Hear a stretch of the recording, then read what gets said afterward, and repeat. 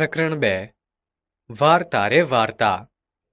આ વાર્તામાં કરુણાશંકર ગુરુજી બાળકોમાં સર્જનાત્મકતાને પ્રેરિત કરવા માટે વાર્તા રજૂ કરે છે.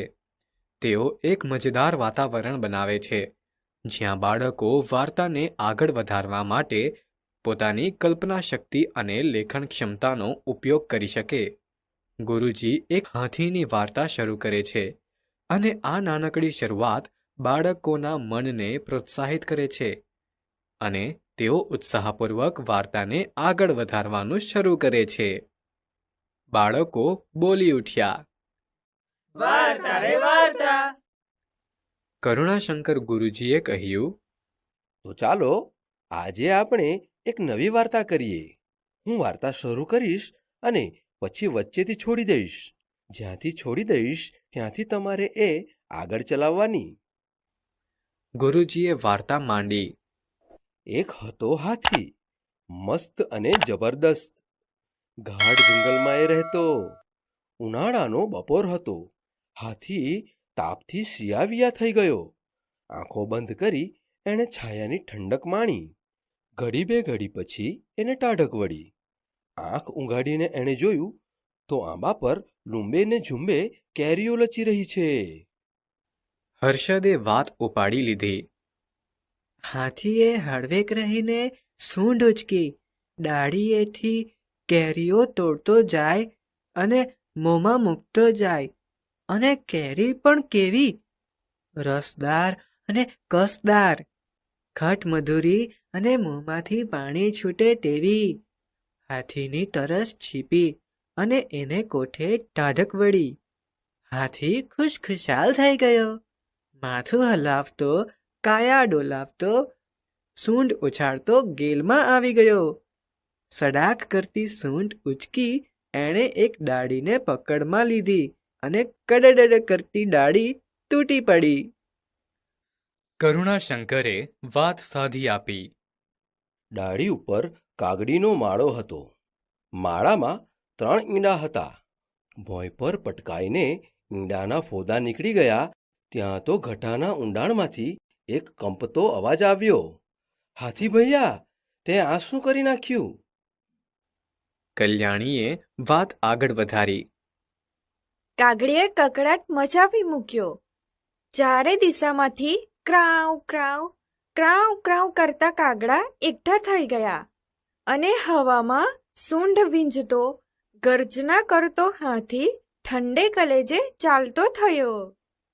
કમલે તાતણો મેળવ્યો.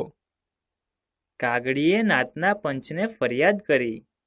મહાજન, મારે આ હાથી સામે ફરિયાદ નોંધાવવી છે.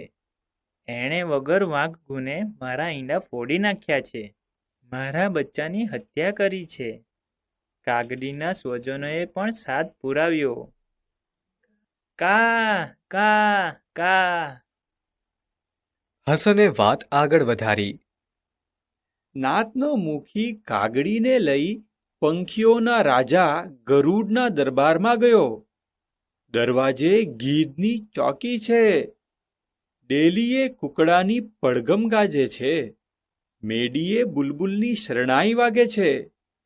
ચોકમાં ન્યાયની ધજા ફરફરે છે. રાજા ગરુડ સભા ભરીને બેઠા છે. પાસે હંસનું પ્રધાન મંડળ બિરાજ્યું છે. પ્રધાન મંડળે કાગડીની ફરિયાદ સાંભળી. ચુકાદો જાહેર થયો. ગુનેગાર હાથીને દેશવટો આપવામાં આવે. બાદ સેનાપતિ આ સજાનો તરત જ અમલ કરે.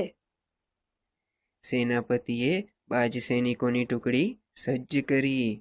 હાથીની શોધ આરંભાઈ. હવાઈ તપાસ શરૂ થઈ. સરોવરને માથે આવીને હવાઈ ટુકડી થંભી. સરોવરમાં પાણી હિલોળા લઈ રહ્યા છે. ચોપાસ વનરાઈ વિસ્તરી છે. ઝાડના ઝુંડમાં પંખીઓ કલગાન કરે છે. મોર ગહકે છે. કોયલ ટહુકે છે. કબૂતર ગૂગવે છે. હોલો ગુગુ કરે છે.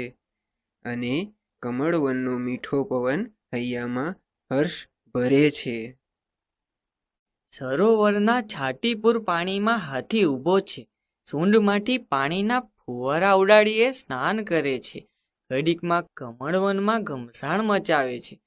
ઘડીકમાં સૂંઢ ઊંચી કરી ઘેરા નાદે આનંદનો ચિત્કાર કરે છે.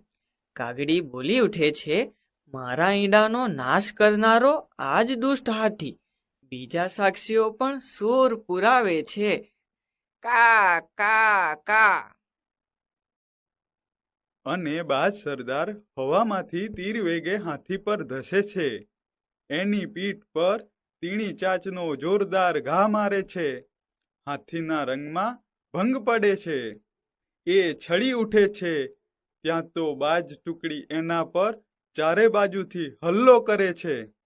ધમપછાડા કરતો હાથી પાણીમાંથી બહાર નીકળે છે. ઊંચી સૂંઢે અને ઊભી પૂંછડીએ નાસવા માંડે છે. બાજ સેના પીછો પકડે છે.